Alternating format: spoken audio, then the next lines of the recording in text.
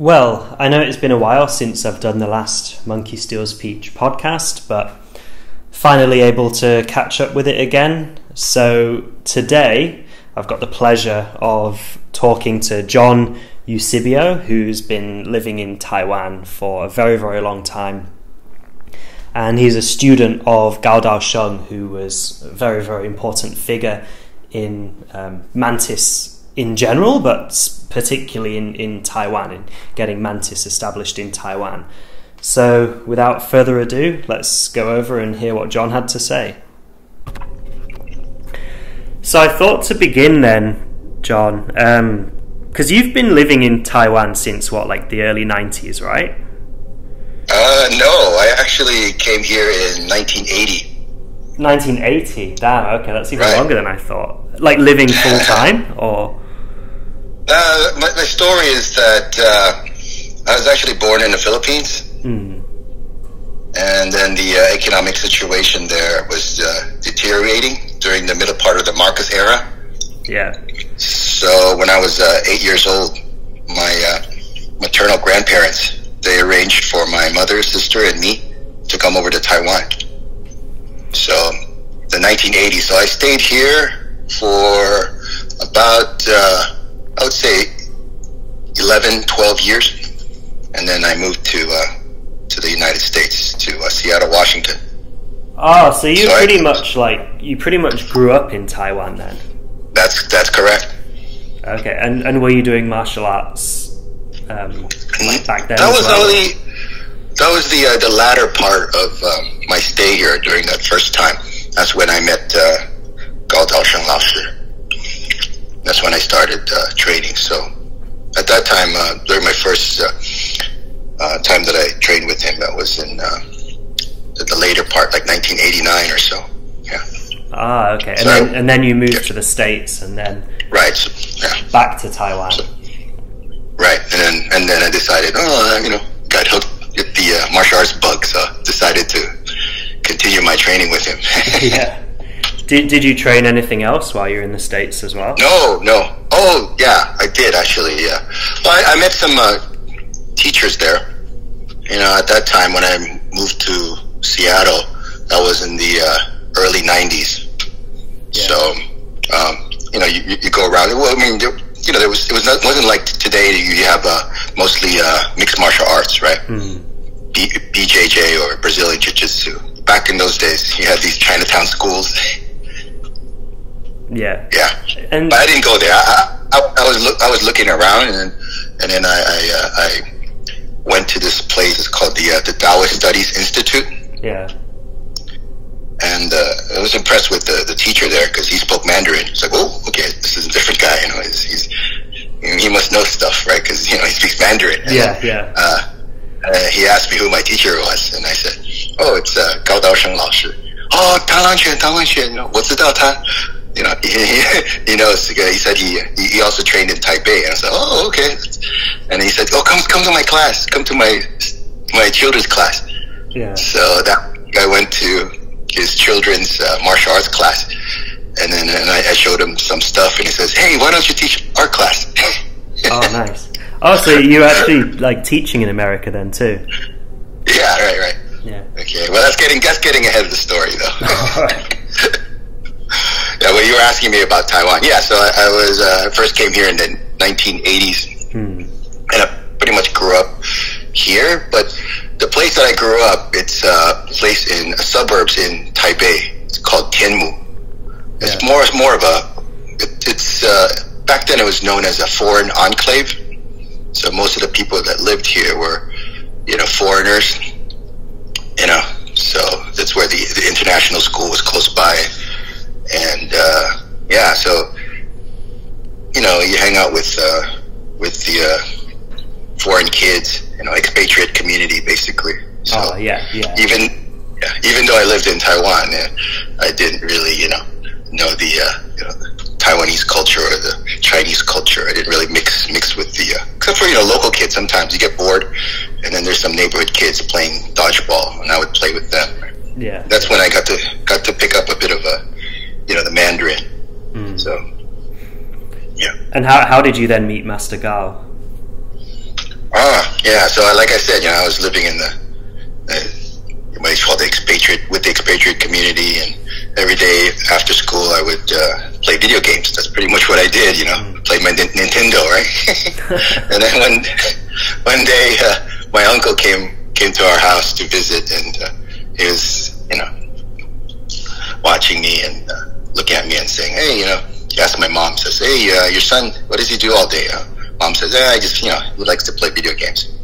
And then he said, like, his son, my cousin, was practicing martial arts. And I said, oh, really? Andrew's playing, he's practicing martial arts. So I was like, okay. So I went up to visit my uncle and saw my cousin, doing Talang show, the Mantis form. And I was kind of impressed, but at that time I thought, I didn't know much about martial arts, so I kind of thought, this is interesting. Mm-hmm. So actually he was taught by another student, an American student of Gao Lao Shi. And then they said, oh, let's introduce you to David. That's his name, David. Yeah. I don't know, I forgot his last name. He's an American guy. He was actually a colleague of my uncle. Does that make sense? Yeah. Okay, so they worked together in the English school. They were both teaching English. So we went up to meet David, and David, he said he had hurt his back and he was going back to the States, And then he said, so he took us to the park, both me and my cousin, right, and showed us some stuff. I remember he showed us, Talang Shou, and then showed us a straight sword form, a Jen form. Yeah. And then showed a little bit of drunken boxing. So I was like, "Ooh, that's really impressive." So he taught us that evening. I remember was one late evening, and then he said that, okay, well, I'm going back to the States, so you might as well study with my teacher, Gao Lao Shi. Mm-hmm. So the next day, I remember taking a taxi with my cousin to Gao Dasheng Lao Shi's school, right? And the next day, so we went there. Gao Lao Shi wasn't there. He was teaching a class because he used to go to two places. He had a branch school in another part of town. Yeah. So he kind of came in late that evening, and apparently they were preparing for a anniversary performance. So all my Dashi Sheng were there rehearsing for their performance. So imagine, all your Dashi Sheng and or your Kung Fu uncles coming into the school, and they were just all, they were everywhere performing. It's sort of like that scene in Shaolin Temple. Remember Jet Li? Oh yeah, where there's just everybody randomly training sort of all over the place. Right, and that would make you go, oh, I want to learn that, right? Yeah. So they were all there rehearsing for that anniversary performance. It was supposed to celebrate the Longfist Mantis Association's I think it was like the 6th or 8th anniversary, I forgot. Yeah. So they were going to perform the next day. So we my cousin and I actually showed up at the school on that day, and then they just kind of told us, oh, why don't you guys go in that corner and and just kind of wait for Gao Lao Shi. He'll be back. So Gao Lao Shi, he went down the stairs because the school is in a basement school, right? Mm-hmm. It's in the underground. So he came down, and then they said, hey, these are two guys waiting for you. And they said, oh, and then he looked at me, and he said, okay, and he do this, right? So he told me to stand in a mabu. And then he left. He just went to the office. It's really like the movies, right? First of all, you've got all the people just, doing forms everywhere, and then it's like, okay, do horse dance, and then leave. Yeah, right, exactly. So, and it was like, I didn't, we just, I guess, stood there for, I don't know, 2 or 3 minutes, and then, well, I don't think I lasted 3 minutes. In my mind, I might have lasted 3 minutes, but probably felt like forever as well when you just. And then I asked, so what do we do next? I asked one of the Sheng there, and then he says, oh, okay, take a break, And then he said, like, we're having a performance. Why don't you come the next day, and then to watch it? And so we went to the performance, just as audience, right? But we helped at the school. So we helped, put all the weapons into the truck and things like that. Yeah.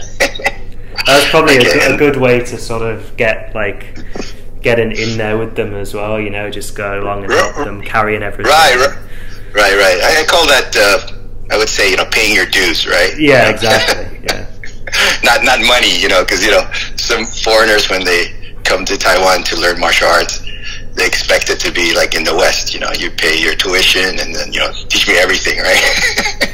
Yeah, it's the same in China as well. People come and they've got this kind of consumer mentality that they're just coming to buy like a kung fu package. Right. See, that's the difference. Is they like in the West you have a schedule. There's the morning class, the evening class, and if you in our school, Changquan, long fist, and praying mantis or Tanglang Quan, they're all taught, in a simultaneously, right? Yeah. But in the West, they would probably, in my experience, when I was in the States, they would split that up, 7 o'clock is long fist time, and then after that, 8 o'clock, there's a Tanglang class, so you have to kind of, it's in the menu, you have to pay separate for that. It's a different dish, right? Yeah, exactly. So what was the training like then with him? I'm kind of curious because I've never been to Taiwan, so I'm kind of curious like what's similar and what's different from what I've been doing in the mainland. Okay, well, back in the late 80s, okay, and in the early 90s, mid 90s, all the way, there was still some park. He taught at the park. Yeah. Gao Lao Shi taught at the park, so he had the morning classes in the park, and then it was pretty much the same routine. As these morning students would come in and do the same routines, the exercises, the basic exercises, which be doing the stretching, and after stretching you do the stances, the 8 stances, and after the 8 stances you do the kicks just for warm up, and then after you do the forms, and after that they would split the class into groups. So Gao Lao Shi would go over and teach a group of students, and then the seniors would also lead another group of students. So split it up, and then everybody would at the end of class, people would just they'd either stay or they'd go to work. And then Gao Lao Shi in the afternoon, he would go to the schools, because he taught at the schools too. They had these back then they had the Guoshu clubs in different schools. You mean like actual like kids schools, like middle school, high school, like that, or you mean like schools as in just like martial arts schools? The former. So it was actually like a part of like the school curriculum in Taiwan then. Right. It was just the school would pay him how would you say, a stipend, or it wasn't much, but it was just for him to earn a little bit of extra money, and then also to promote the martial arts. So they had clubs in the colleges. He mostly taught at the colleges. Back in the early days, he said he taught at the elementary school, and then afterwards he didn't do that anymore. Yeah, and then later on it was the evening. So it was the same thing as they do in the morning, but it's in the evening class. And the evening class would be at the martial arts school, at his martial arts school, the basement school. Okay. And it's funny because the morning people and the evening people, sometimes they didn't meet. So during Gao Lao Shi's birthday celebration, we would be like, "Hey, who's that guy? Do you know him?" And, you've got people that have been training for years and know like half the system or something. But yeah, it's like, I've been training with Gao Lao Shi for 10 years. Like, really? I've never seen you before. And then that's also the same with the colleges. Yeah, there's like 3 or 4 separate groups. Yeah. So you got to know that Gao Lao Shi was a very prolific teacher. So he had a lot of students. Yeah, and he had a lot of foreign students as well, and right. especially Japanese. It's something I noticed. There's a lot of Japanese people doing your style. Right, that was the later part, like around the mid '80s or so, that the Japanese started to this kung fu craze. I don't know how it started. And one of them had to do with the movies, and then the other one was the manga or the comic book, right? Yeah, I was going to ask about that as well. Wasn't there an anime that was based on, I don't know if it was based on Master Gao himself or just based on your style, but I remember seeing something somewhere a long time ago about Changquan Tanglang in some anime. No, it wasn't. There was nothing referring to Gao Lao Shi. The story is the guy who wrote it is he's a Baji, mostly a Baji practitioner. He's a Japanese. His name is I think Songtian something, right? Matsuda. Yeah, Matsuda. Okay. That's his last name. I forgot his Matsuda something. Yeah, and he co-wrote this manga with an artist. It refers to a fictional character. It's kind of based on his life of searching for martial arts teachers, and it mostly dealt with his quest for I call it a martial quest. It's like on Baji trend. Yeah. By the way, the name of the manga is called Quan Er. Yeah. And the Japanese name is Kenji. Yeah. People have often mentioned it in comments on my videos in relation to Baji, but yeah, I remember there was Mantis in it as well, right? Right. And so, if I don't know how many volumes there are. Later on, it was a serialized comic. The manga serialized, and then later they put it in a bound on how many volumes there were. And the first few volumes talks about it depicts the childhood of this character Kenji. Yeah. Learning martial arts from his grandfather, encouraging him to go into more deeper into the martial arts. And then I think later on, I think in volume 6, 7, 8, the character comes to Taiwan. Yeah, and then introduces meeting who's that? There's this Liu Yingqiao student. Liu Yingqiao, his name is can't think of his name right now. Anyway, so they come to Taiwan, and he learns praying mantis and also some Baji, and then later he goes to China. Yeah. Okay. It's they changed the names of the teachers, but you know who they're talking about, because the way they there's Chen Xiaowang, right?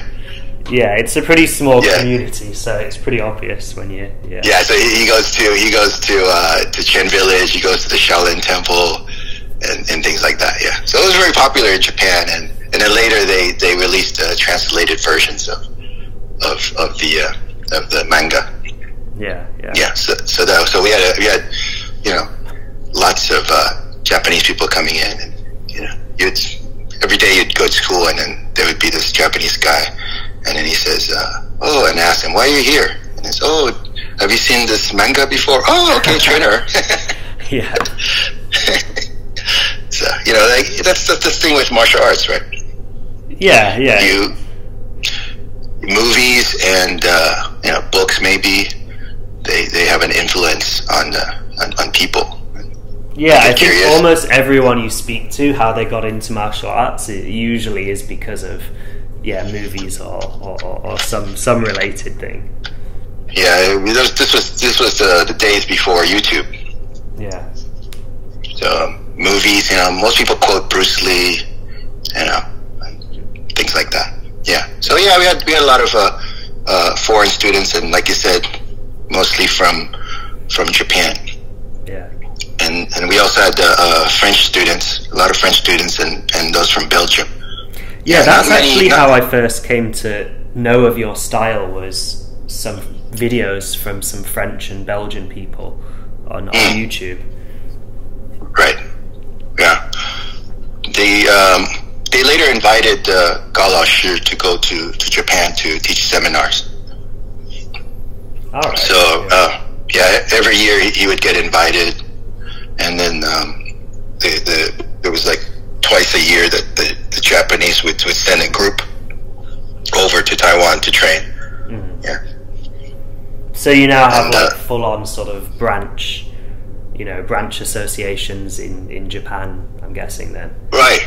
I think there are two official groups.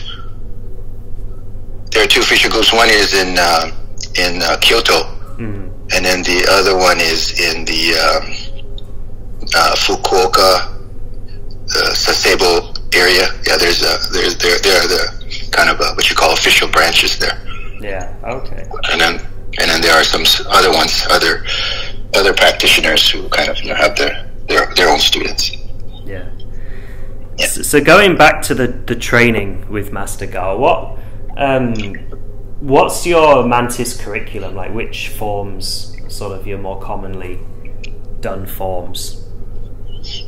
Yeah, the forms that the first form that most people learn is Tanglang Shou. Yeah. And then we have later we have the Bongbu, Lanjie, Sibaso. Okay, and then there's the hybrid ones, the ones with they call them mantis, but they're actually long fist, right? Xiao Hu Yan and Silu Banda. Oh, okay. But isn't a lot of this the 7-star curriculum? Like you're saying Shibaso and Xiao Hu Yan, Silu Banda. I always thought they're 7-star forms. That's right. I would say the Bongbu and the Lanjie, that mostly came from a senior Kung Fu brother of mine, with the Sishong. His name is Yang Fengshi. Oh, yeah, I've seen him before, yeah. Right. So he had studied with other teachers before, he became a disciple of Gao Lao Shi. So he brought in some of those forms. Gao Lao Shi had his own Bongbu. Okay. Yeah, and then later, because Yang Fengshi was sort of leading the Mantis curriculum, he was teaching most of that. So he taught most of my senior, with the Sishong, some of the Qixing Tanglang, which is, I would say, it's more or less the same as the Hong Kong 7-star. Okay, so is the Bongbu that Gao Lao Shi was doing like very different? Similar, very similar. Yeah, so that's why Gao Lao Shi didn't really mind, that I said, I want to learn your Bongbu. And he says, you already learned Bongbu, right? So I want to learn yours, right? I want to learn yours. It's simpler than the one that Yang Fengshi taught. Okay. Yeah. It's not as I don't know. You know how it is. Sometimes Bongbu, you'll see somebody practicing and says, "Hey, that looks familiar," but he's added so many other moves, right? Yeah. Right. Okay. So then that's it's the same form. It's the same form, but it's just the way you can always if you have less movements, you can always add more movements, right? Yeah. If you have more movements, you can always cut some movements out, right? Yeah. And it's interesting that you guys do Tanglang Shou as the first form, because in the mainland that's considered a kind of really rare and like sought after form. Yeah. Right. Yeah. It's it's interesting that you'd say that, because that's the first form I learned, but it's also after being a martial artist or practicing for so long, I think that's a really complicated form to teach beginners. Yeah, it is quite. At least the way I do it, which I think is different to the way you do it. Yeah, it's complicated. I wouldn't. I don't know if I would teach it to beginners, because it's really hard to get all the nuances and all the details. Yeah. Yeah. But that's sort of like our signature form, the Tanglang Shou. Yeah. So you also do like Mei Hua Lu, Jai Yao, all of these forms as well. Yeah. Well, when I trained with Gao Lao Shi, I really like the Chang Quan. Yeah, because I'm taller, the legs are longer, and so most of my Sishong, my Da Sishong, the ones who specialize in Tanglang Quan, they were kind of more of a little bit shorter, Yeah. So they move really fast. So when you see them do their mantis, like boom, boom, boom, boom, yeah, they're really fast and very swift, agile, right? Mm-hmm. Or at that time, I wasn't really the athletic type, or wasn't that nimble or fast, right? Yeah. So I prefer to practice the kicks and things like that, the leaping, the jumping, and things like that. So I was really into Changquan, but Gao Shi is funny because he kept encouraging me to learn the mantis forms. Mm. So he said, "Oh, 你学那个," and then he would sometimes my kung fu uncles, Shishu, they would come over, or my other teachers would come over, and then he would tell them, like, hey, teach my student, 你教他. Yeah. So I would learn forms from them. So that's how I got to learn like the other forms, like you said, like Mei Hua Lu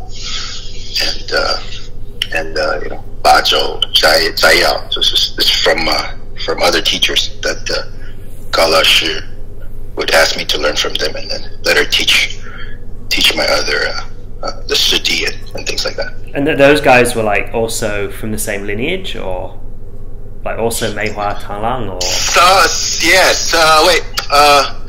There was one, the Korean guy. He came in, and Gao Shi told me that his teacher was he knew the Korean guy's teacher.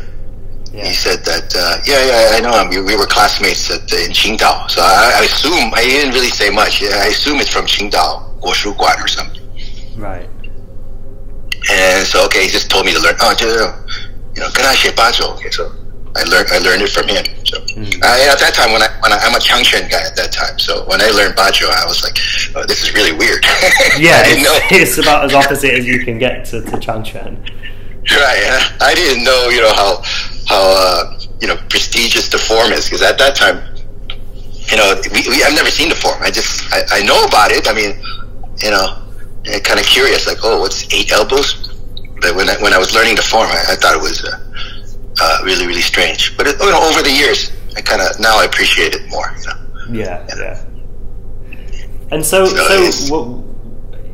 he was teaching Changquan and a lot of Ditangquan, like ground tumbling stuff as well, right? There's a lot of old videos of performances where there's a lot of ground stuff. Yeah, well, to go with about Gao Shi, he actually had 4 teachers. Yeah, and his very first teacher was actually the Digong. So his very first style, the first martial arts style that Gao Shi learned was the Digong. Yeah. So he later he got too old for that, so he mostly the seniors. Some of them specialized in the Digong. Mm. They were I would say more fortunate to have learned Digong from Gao Shi when Gao Shi was still able to teach it to them. Yeah. Do you know much about like the lineage of that Digong? Because it's something that like it used to be as popular as Mantis in Shandong, but it seems to have kind of fallen into obscurity. I mean, at least like with Taiji Talang, I just know that the Shuiko village style was really influential. But I don't know, is it related to that, or like do you know too much about it?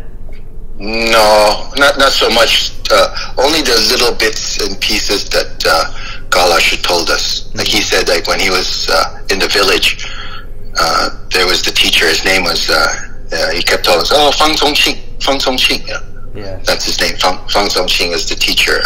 He said he would come to the village on a seasonal, and he would teach the village kids, and that's how he learned the Digong. Yeah, that seems to be a lot how it used to be in those days, that teachers used to travel from village to village at different times and, stay for a while, teach something and go. Yeah, so that was the Digong that he learned. And then later I know about in Taichung, there's another teacher there. Yeah, and he also taught Digong. It's they have some of the form names are similar. There's one called Bai Ma Sha Shan. Yeah, white horse descending the mountain. Yeah. Bai Ma Sha Shan. Yeah, and but they're yeah. There's also like the rolling, the tumbling, but the sequence it's a bit different from what Gao Laoshi taught. Yeah. But a lot of the form names of the ground forms that you do are the same as a lot of the Shuiko ones, right? Like Yuhuan Tui, Hua Che. Right. Yeah, that's right. There's one called Meiyu Zhao Jing. And then the teacher in Taichung, I recall his name now, it's Su Kegang. Yeah. He was teaching the ground. I know that name for some reason, yeah. Yeah. So, Hua Che, that's one of the Digong names of the forms. Yeah. I think there was only like three forms that Gao Laoshi taught, and then there's also the Duida. There's like a Digong Duida. Oh, okay. Yeah, that's called Soko Duida. Oh, okay. Yeah. So that was the first of his teachers, and then what the other ones were Long Fist and Mantis. Exactly. So the Changquan was Lin Jingting. I mean, I haven't really found much information about Lin Jingting, but that was Gao Laoshi's Changquan teacher. Of course, he had other Changquan teachers when he went to the Qingdao Guoshiguan. Yeah. Yeah.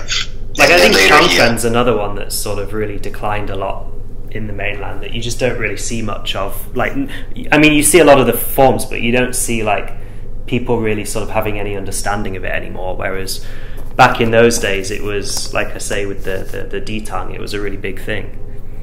Yeah. But don't they have it also in praying mantis, right? It was later absorbed into the praying mantis, right? Yeah, I think more in 7-star, and maybe some in some Meihua lines as well, but not really so much in Taiji Mantis. Yeah, all I know is I've seen the videos. Wang Yushan, they perform the Qi Duan Jia Yao, and it looks, when I see it looks, hey, there's some moves there that similar to what we do in our Digong. Oh, you're talking about the Digong? Yeah. Yeah, it was always a big part of Taiji Tanlang as well. But yeah, the Wang Yushan lineage guys in Qingdao, they do it a lot more. But us Cui Shoshan lineage people, we don't really do it anymore. Okay, all right. So maybe that was added later on, maybe. Yeah. Yeah, because I've heard that some people, some other Meihua Tanlang practitioners, I asked them, how many Tsayo do you have? And they say, we have 6. And then, so don't you have 7? He says, that's all made up, I don't know, that's what they said. Yeah, I mean, it's written in our Trempu, but just my teacher never learnt it, because he was like, he looked at it and he's like, nah, I don't really want to, do all that rolling around on the floor. It's not for me. So, like, he had the option to learn it, but he said that he wasn't really interested. Exactly. So. Yeah, exactly. I mean, most people these days, when they look at the different forms, and the manuscripts, they think they got to learn all the forms, right? Yeah. It's like a menu for them, but not everybody, has a chance to learn all those forms. You don't. Usually, if you want to, I don't think you need all of them either, really.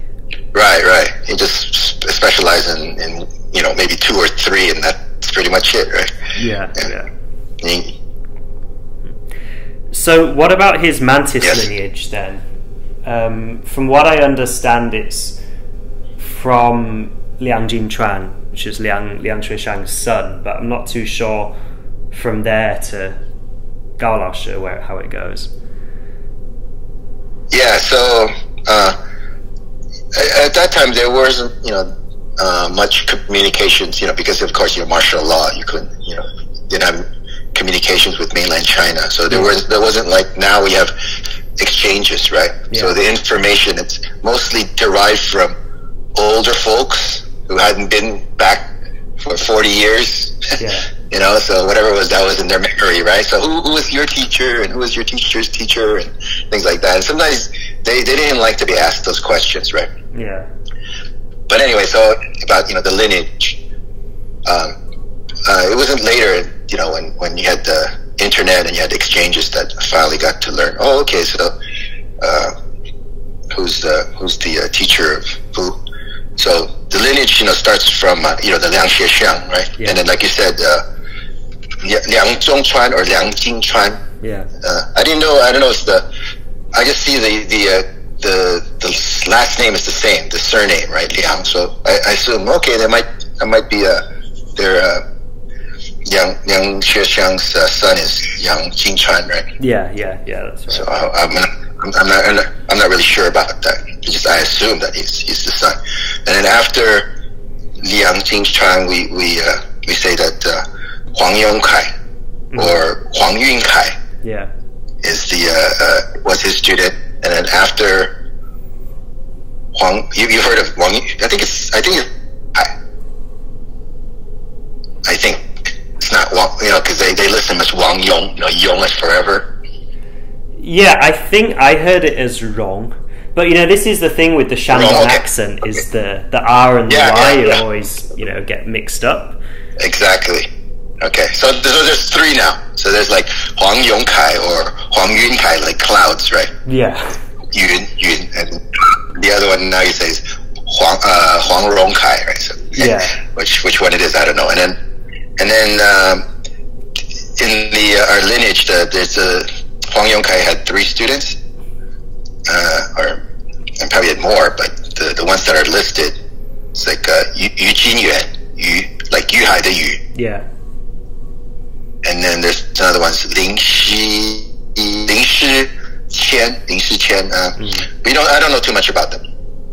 Oh, anyway, the one from Wang Songting's teacher, which is Gao Lao's teacher, his teacher was named Ji Zongde.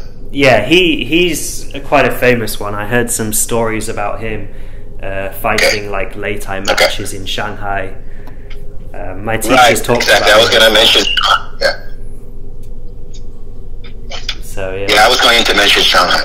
Yeah, that's right. So I think my Sidi told me that he read I think the memoirs of who's the Babu teacher? Wei Xiaotang, right? Yeah. Wei Xiaotang, as a memoir or something. When he went around China and and looked up these teachers and had some matches.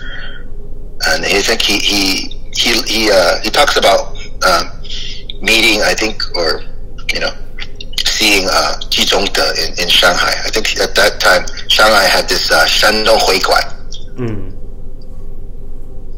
So I think that's where he mentions him, that in the Shandong Huiguan there was Ji Zongde. Yeah. So in every other province, there's usually a provincial or Shandong provincial association. Yeah, for people to gather and connect with people from home. From the connect it. Right, because there was quite a few Mantis people in Shanghai. Seven Star's the obvious one with Luo Guangyu and Yang Weixin, right? Yeah. But Hao Honglu was also there as well, from Hao family. He actually even died in Shanghai, so apparently there are still some Hao family practitioners there, but I never managed to meet any. Okay. I thought the Hao family was mostly in the Harbin, right? Harbin. Harbin went to Harbin. But I think that was a little bit later, maybe?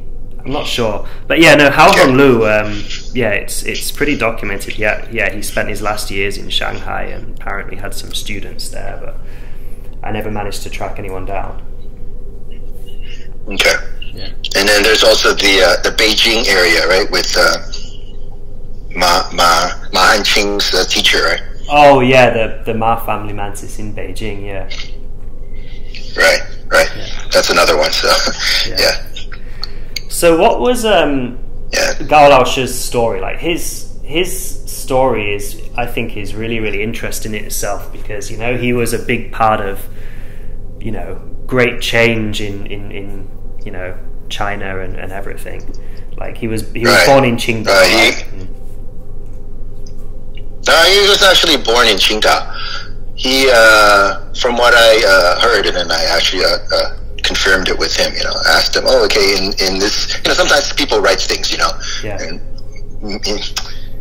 maybe because of Galash's accent, they can't really understand him, so and then they just write something, and then so I have to kind of confirm it with him. Hey, this reporter, in this part right here talks about your biography, and is this true? And it says, oh yeah, how'd you know about that, right? So it's okay, so I guess it's true.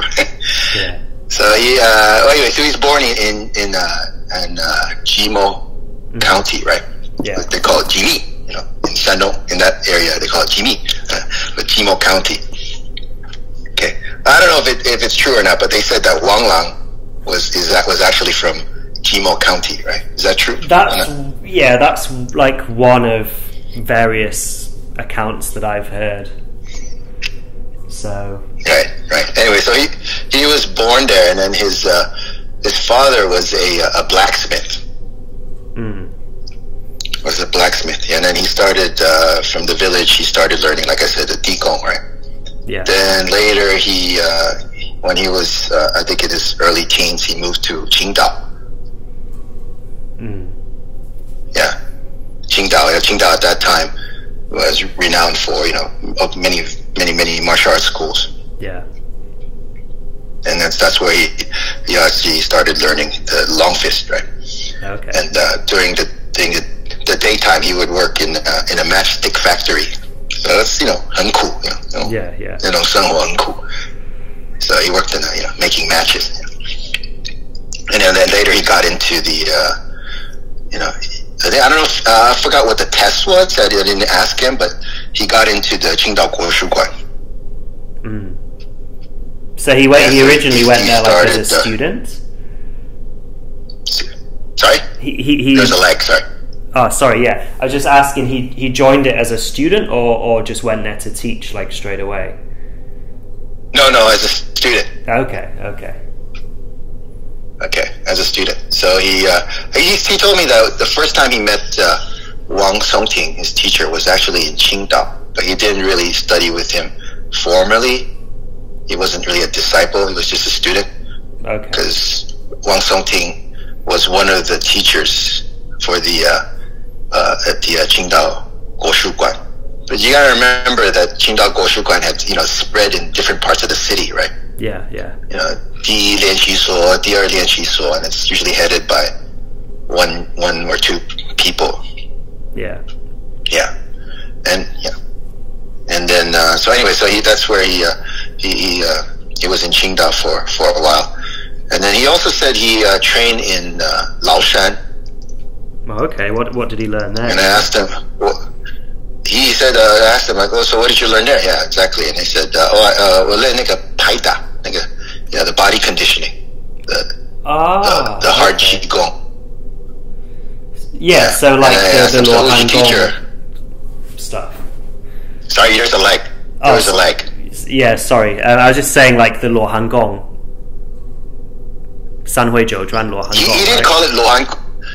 He didn't call it that name. He didn't call it by that name. He just said it was Paita. That's it. Okay. He didn't say it was that. Yeah. So there was that. We did that every. Oh, by the way, I forgot to tell you that one of the routines in the morning was the Paita. All right. Yeah. Yeah. He mostly did that in the morning. Hardly ever in the evening. Okay. So the morning students mostly got the Paita, right? But in the evening, when I was there, I don't know if my other Dasashong, if they also had Paita in the evening, but I seldom saw it. It was only in the morning. Yeah. But anyway, so Galash learned that Paita from his teacher's name was Fa Zhou, like Fa Guo de Fa, 然后那个周恩来那个周 Fa Zhou. That kind of sounds like he said he was a Taoist. So. Oh, okay, Taoist, yeah. Yes, maybe that's the Taoist priest name. Once you become a Taoist priest, you take on this name, right? So. Yeah. I was gonna say it doesn't sound like a kind of normal name, but that's interesting because I heard like a lot of sort of anecdotes of people going to Laoshan in the early 20th century and learning this kind of like iron body stuff or some kind of qigong type stuff. Right. But it doesn't seem like there's anything Right. there anymore. Yeah. I mean, I've been to Laoshan a bunch of times. Right. There's not really any martial arts, legitimate Yeah. martial arts anymore. Yeah. So, Right. kind of interesting. And he says, I also asked him, what was your training like? He said, oh, besides the Paida, and we also did the Qinggong. And so, what was that like? We would dig a hole, right? And we would jump up, inside and outside of that hole, right? And then the next day we'd dig deeper, right? Oh, yeah, yeah. And then, it continued. He said it would continue until you were like, only your head would stick out of that hole, right? And you could actually jump, out of the hole.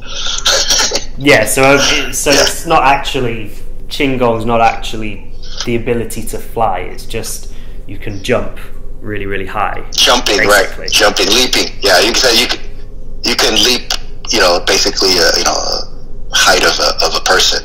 Yeah. Okay, so he to did. to get to that ability. Yeah, that's cool. Yeah. So he did Qinggong and he did Sort of like the Haida. Yeah. Gao Laoshi, if you look at his older pictures when he was when he was really, really young, he was actually a really skinny guy. Yeah. Mm. Okay. Yeah, really fit. Yeah. So anyway, and then the war happened, right? So the war of resistance, as they say in the Kangri-Sanzeng, right? Yeah, yeah. So he most of his classmates in the Qingdao Guoshuguan, they all enlisted in the military. Yeah. I think didn't the schools all close down once the Japanese took Right, over exactly. Qingdao? Yeah. Yeah. Right. In the cities, right? They closed down the academies. Yeah, they didn't want people practicing the national art or Guoshu, right? Yeah. Yeah, but anyway, most of them had enlisted by that time. Yeah.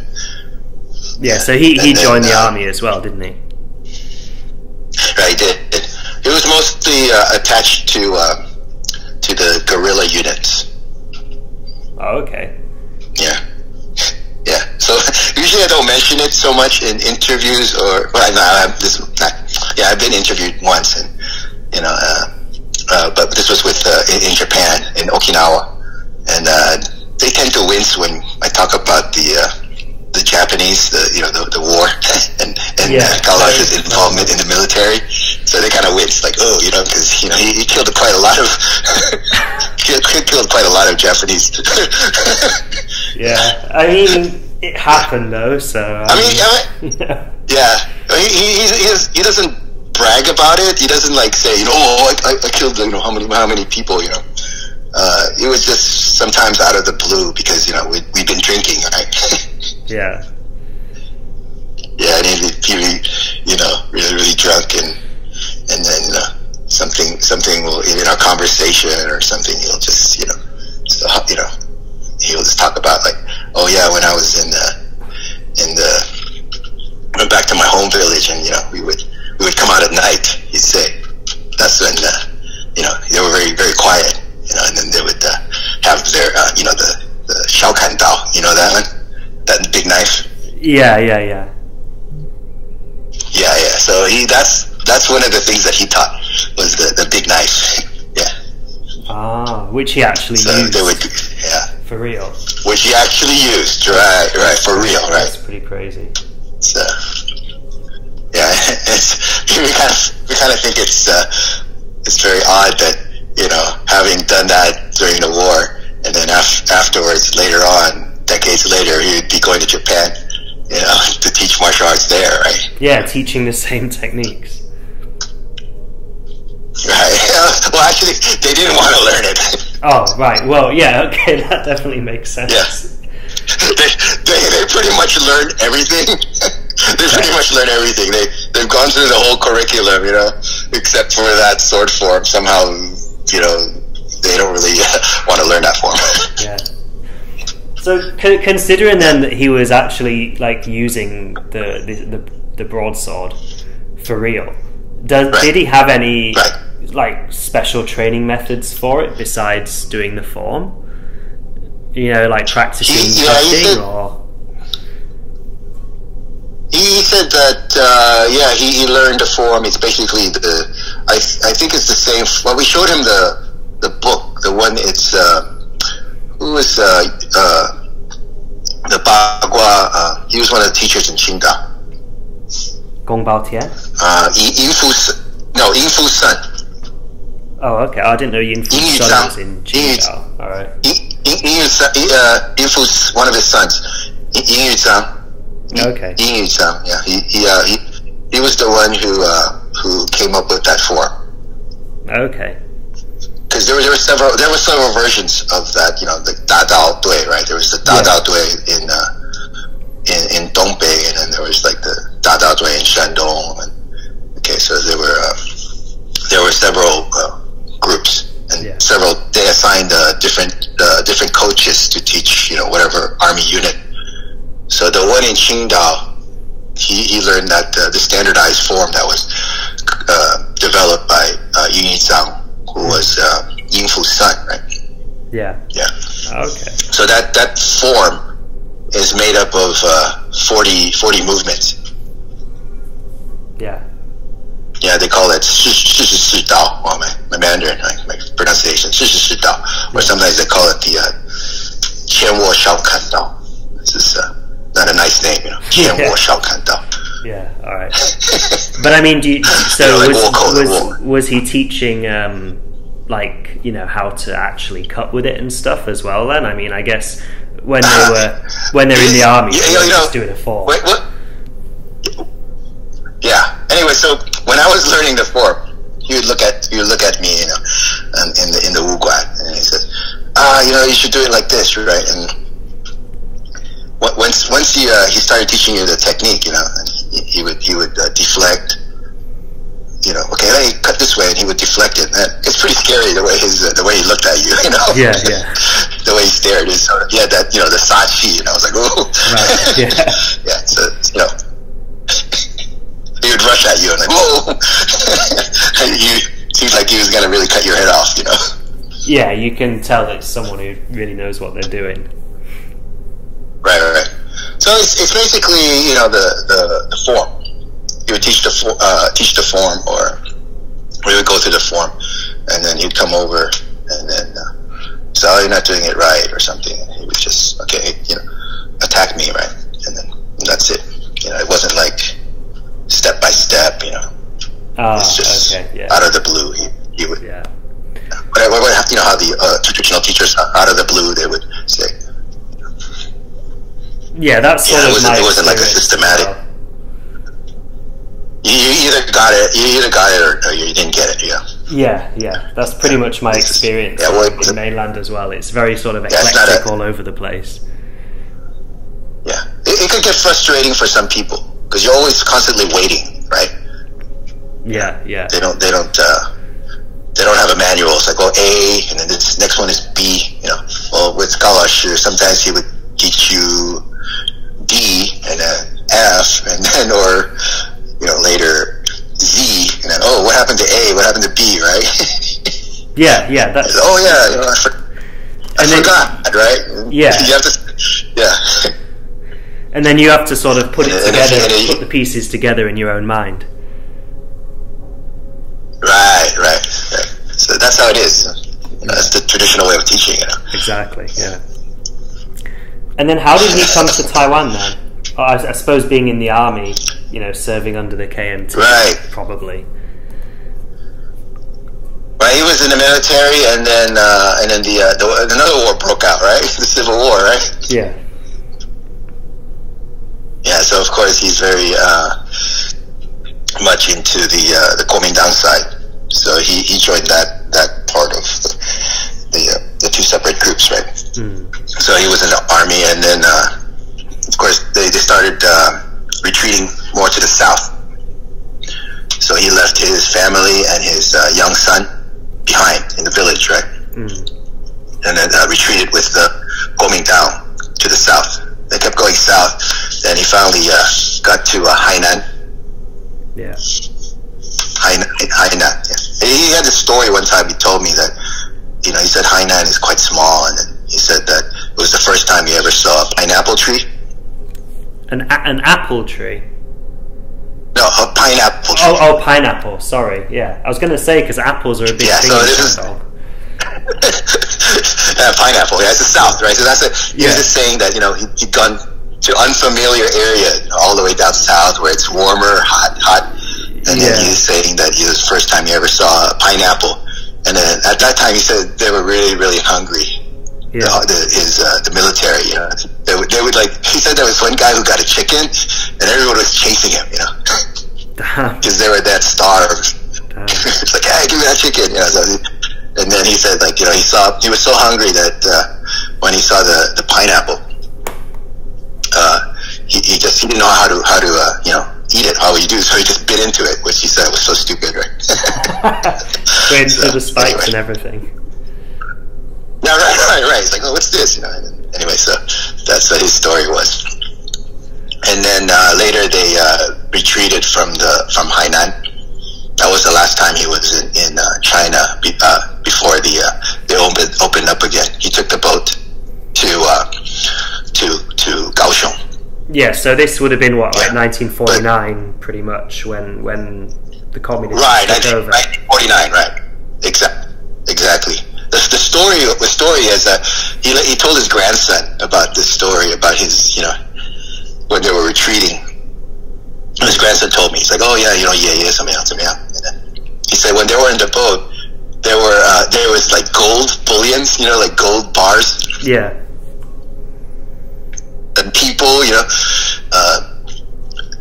refugees, soldiers in that boat. So it was kind of like sinking. Because they were, it's overloaded, right? Yeah. Yeah. So it's either you throw people out or you throw the gold out. So guess what they did? People. Gold? No. I don't know. Gold. Yeah, so they threw out in the ocean because they had whatever they could do to lighten up the load, so they make it to their destination. Yeah. So I wonder how much treasure there is in the Taiwan Strait then, if anyone's ever gone searching for all that gold bullion. Yeah, right. There's a whole string all the way from Hainan to Kaohsiung, right? Yeah. Yeah. So anyway, he was when he got to Taiwan, so he was still technically Taiwan and China was still at war, right? Because of both sides of the Kuomintang and the communists. Right? So he was still with the military. So he was stationed in Kaohsiung over there. Yeah. It must have been so crazy though, just like period, how different. Oh, sorry. There was a lag. Yeah, we got a lag again. I was just saying it must have been such an alien world for him as well. Like if he'd never really left northern China, and then all of a sudden he finds himself in Hainan and then Taiwan. Right. The way people speak and everything. Right. Exactly. He did mention that when he came over here, people were speaking a different language. So he says, oh, so do you know any Taiwanese? And then he would say that he would cuss in Taiwanese, right? And I would laugh. Yeah.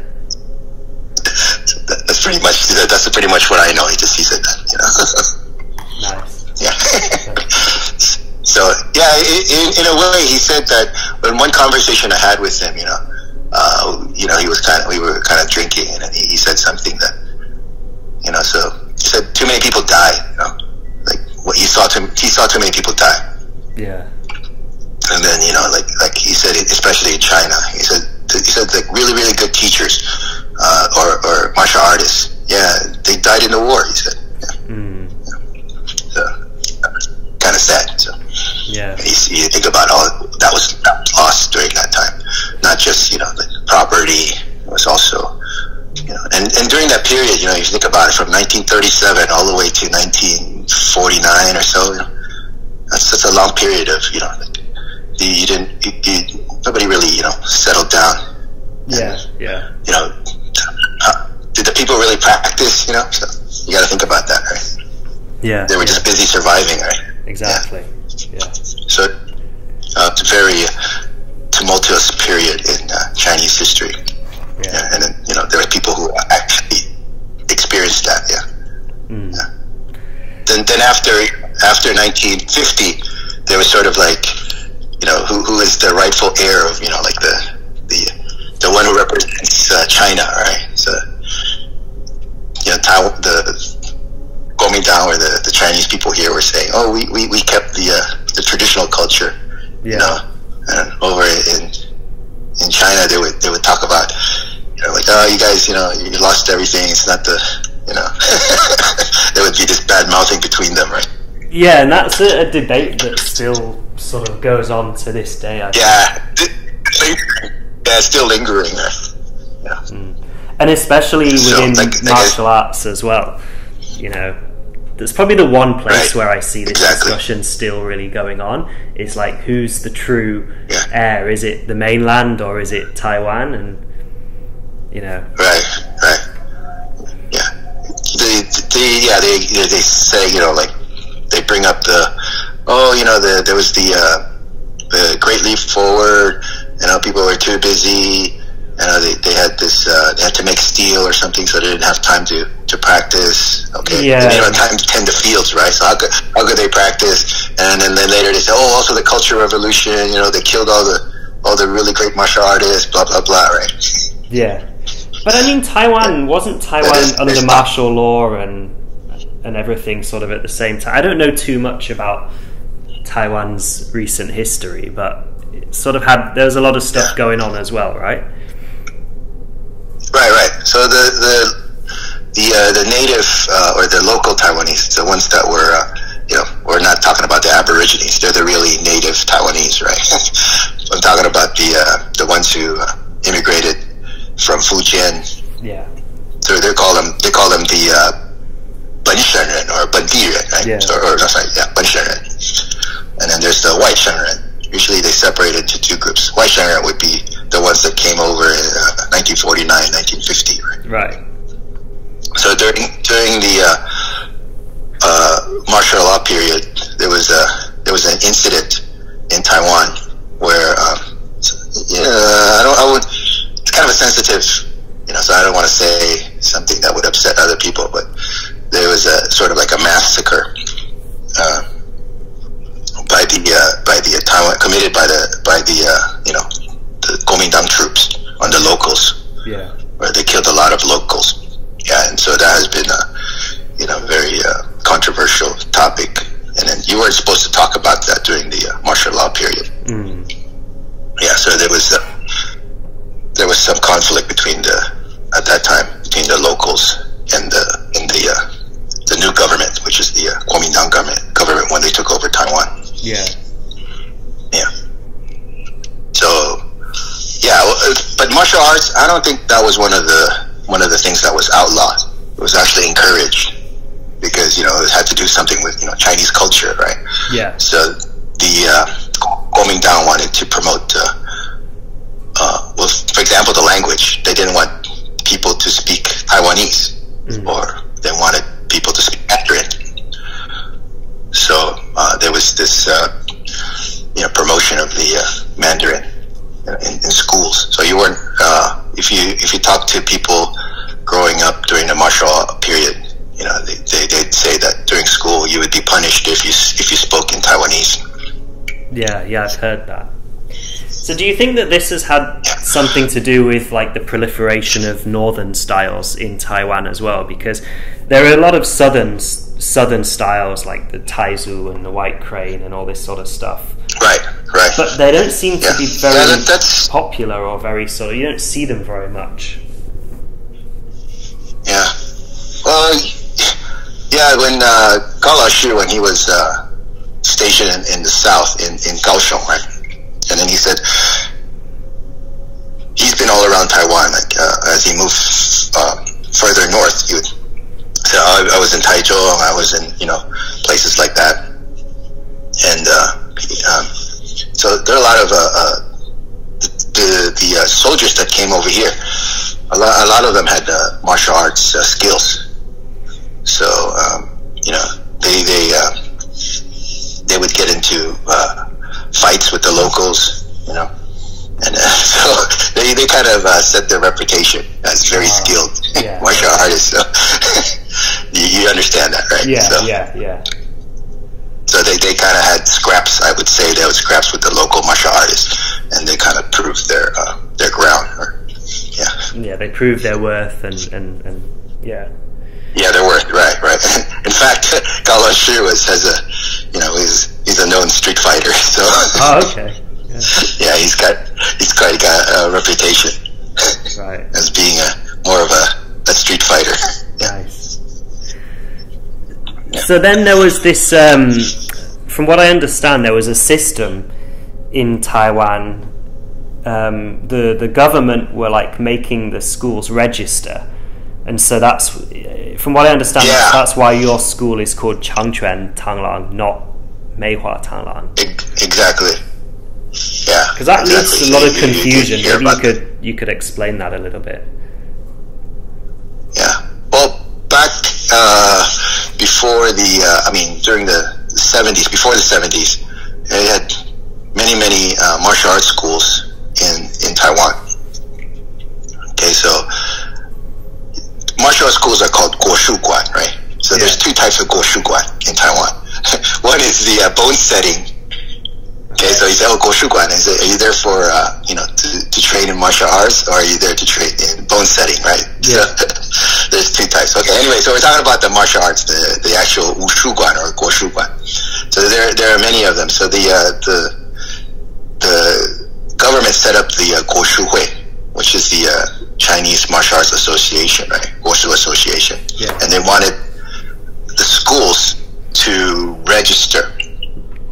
Okay, and then they had to like kind of register the name or the style that they do or something. So Gao Shi wanted to use the name, because we practice Tanglang Quan. So he said, okay, let's register under Tanglang Weiyanhui or Tanglang Xiehui, right? And Tanglang Xiehui or something. And then he went over there, and they told him, no, you can't use this name anymore because it's already been registered, right? So apparently. Liu Yingqiao, right? You heard of Liu Yingqiao? Yeah, He's the Bachi guy. Yeah. Yeah. So he was friends with, they shared students. There's this guy, Zhang San. You know him? He's Liu He Tanglang. No, I don't really know too much about Liu He Tanglang, to be honest. Okay. So one of the Liu He Tanglang teachers, the one who actually learned from Ding Zichan, right? Okay. Liu Yingqiao apparently had also trained in Liu He Quan. Liu He Tanglang Quan. Right. So his Sishong, Zhang Xiangsan or something, he learned also, he was teaching Liu He Tanglang here. So they registered first. So they had the, Tanglang Men. Right, so they registered Tanglang. So Gao Shi said, okay, I couldn't use that. So it said, well, we practice Changquan, we also practice Tanglang. So why don't we just register the name, Changquan Tanglang? So that was it. Yeah. So. Yeah, because that seems to be how it is with a lot of the Taiwanese Mantis branches. There's a lot of names that don't exist in the mainland, like Mimen Tanglang, and there's the Baji Tanglang, which I think is Liu Yingqiao that you just mentioned, right? Yeah. Right. Yeah. When they interviewed Zhang Dekui, you know Zhang Dekui, right? He's the Mimen Tanglang, the secret door Mantis guy, right? Yeah, but in the interview they asked him, so what style of Tanglang do you do, right? And he just said like, back in the mainland, we didn't say, what's, Liu He Tanglang, Mimen, Meihua Tanglang, we didn't say, it's all Tanglang, right? Yeah. Yeah, they didn't really differentiate so much. So he said he doesn't use that name. Yeah. So that was his students, I guess. Yeah. So came up with that name. Yeah, his students, exactly, his students. I think I don't know if it was Su Yizang. You know Su Yizang? Yeah, I've heard the name. Yeah. Su Yizang. Yeah, he's like mentioning the Kenji, right? The manga. Right. Yeah, he's featured in that manga, right? So that's why he was really, really popular. Okay, in Japan. Anyway, so Su Yizang, right? He passed away, I think 3 years ago. Okay. Oh, yeah, he had studied with a lot of. yeah, he had studied with a lot of teachers. So he studied with besides Su Yizhang. I mean, besides Su Yizhang, besides Zhang Dehui, he also trained with Liu Yingqiao in Baji Quan. He has a picture of him with Li Kunshan. So, you know, I would assume that he probably also trained with Li Kunshan. Yeah. Have you had any contact with the Li Kunshan group of people in Taiwan? Sorry, can you repeat? There was a lag. Oh. Have you had any encounters with any of the Li Kunshan group in Taiwan? That's something I'm kind of curious about. The Zhai Yao series at Meihua Lu, I learned that from my Sishong, because he had, you know, he also studied with Gao Laoshi, but he also studied with Li Dengwu. Oh, this is Yang Fengshi you're talking about. No, not Yang Fengshi. Yang Fengshi, yes, Yang Fengshi also. Yeah, they had 3 Kung Fu brothers, 3 of Gao Laoshi's students who had trained with Li Dengwu. One was Yang Fengshi. Ah, okay. And then the other one was Liao Weina. Okay, and then the other one is I forgot his name. It's Lin. Lin was more of a secretive guy. He knew Tanglang, but he didn't want to teach us.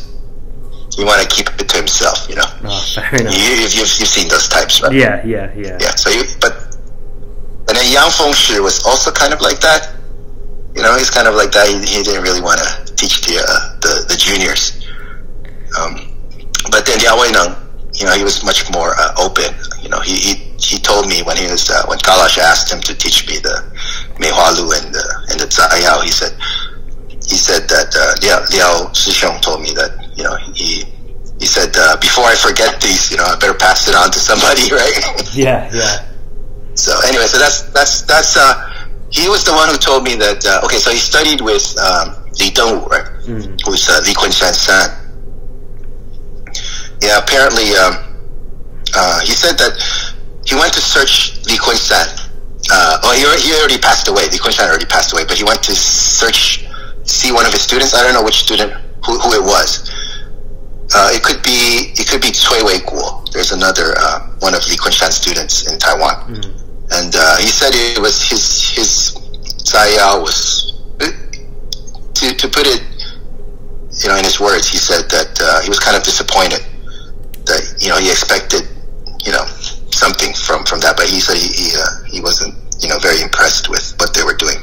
Well, that's his opinion, right? But anyway, so you asked me the question, did he have any contact with any of the Li Kunshan guys?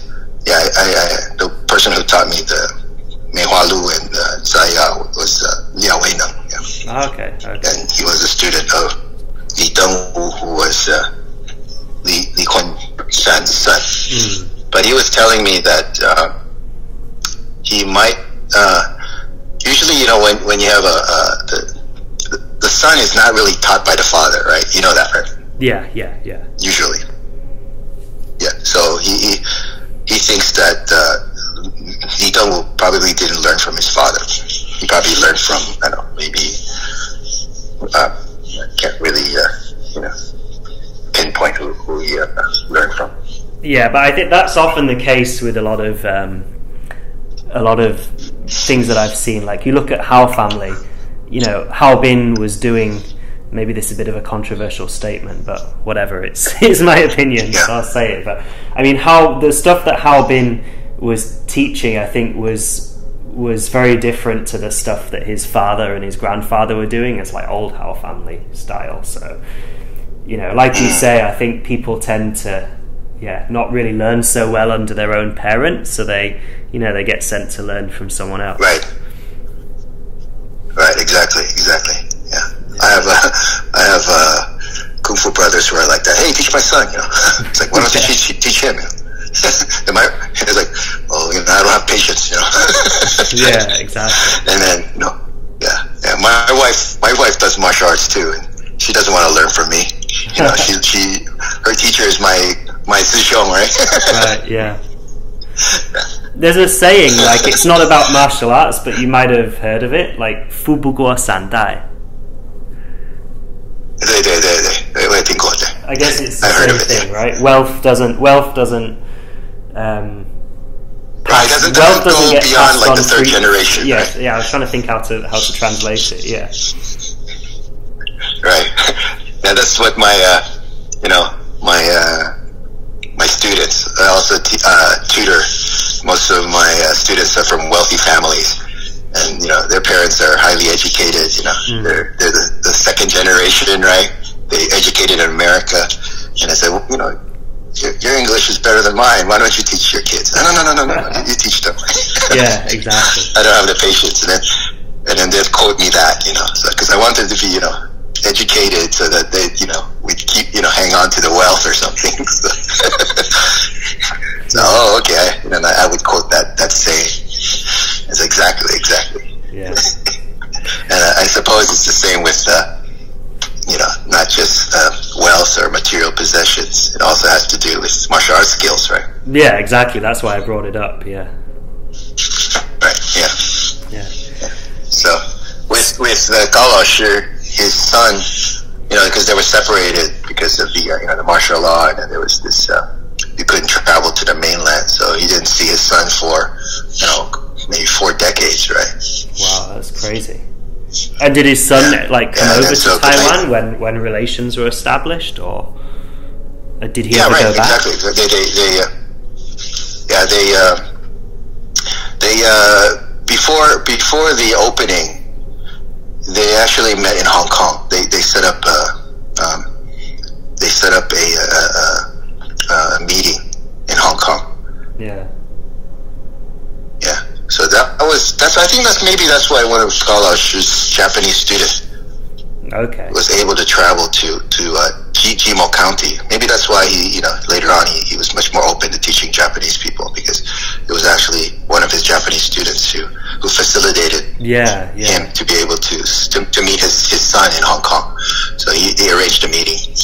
So Gao Laoshi was able to travel to Hong Kong, and his son that must have been a really big thing. Take the train, go. Yeah. We'll say the opening, the travel, the lifting the ban of travel between the Taiwan Strait. That was 1988, I believe. Yeah. Year I was born. So it was the year. Oh, really? Okay, so it was the year before I started Chinese martial arts. Training in martial arts. Yeah. Wow. So that happened then, and then he was able to go directly to Shandong, back to Shandong. Oh, so he actually went back there after all those years. Right. Wow. I wonder what he thought. It must be so different. Yeah. his grandson told me that somebody, knocked on the door, and then, oh, it's me, I'm here, I'm back, and then they all cried, It's like those videos you see, when the North and South Koreans have those, reunification meetings, and you see brother and sister separated, since the Korean War, and they, they just burst into tears when they see each other. Right. Exactly.